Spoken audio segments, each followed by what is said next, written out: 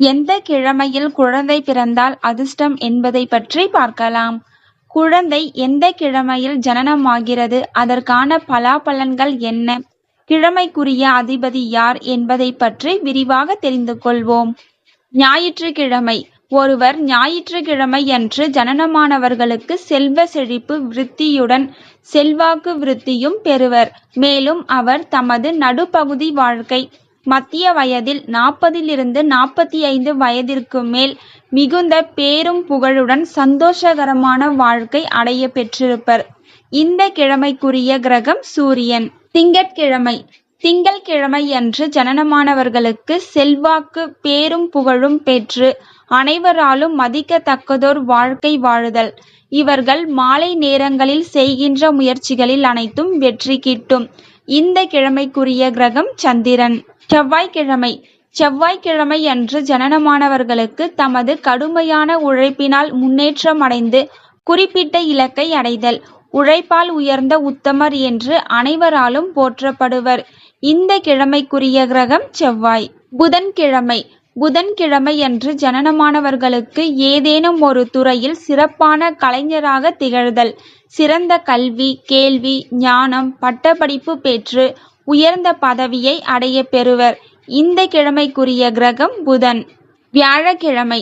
வியாழக்கிழமையன்று ஜனனமானவருக்கு மற்றவருக்கு போதிக்கக்கூடிய தகுதி பெறுவர். மேலும் இவர் மற்றவருக்கு உதவி செய்து தியாக வாழ்க்கையை மேற்கொள்பவராக அடைய பெறுவர். இந்த கிழமைக்குரிய கிரகம் குரு பகவான். வெள்ளிக்கிழமை.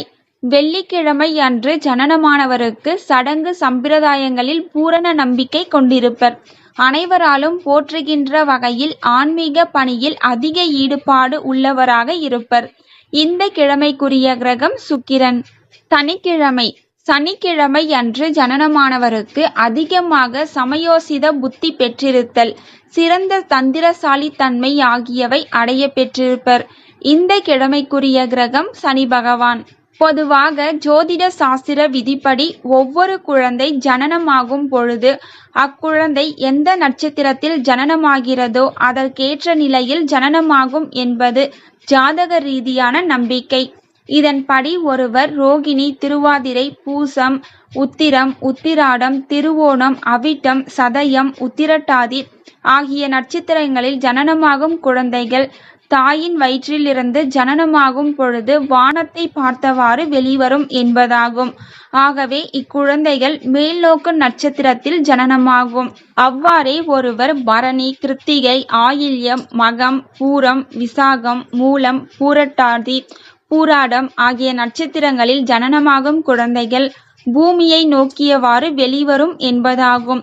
ஆகவே இக்குழந்தைகள் கீழ்நோக்கு நட்சத்திரத்தில் ஜனனமாகும். மேலும் ஒருவர் அஸ்வினி, மிருகசிரிஷம், புனர்பூசம், அஸ்தம், சித்திரை, சுவாதி, அனுஷம், கேட்டை, ரேவதி ஆகிய நட்சத்திரங்களில் ஜனனமாகும் குழந்தைகள் ஒரு கழித்த நிலையில், அதாவது மேலேயும் கீழேயும் பார்க்காமல் ஒரு பக்கமாக ஜனனமாகும் என்பதாகும்.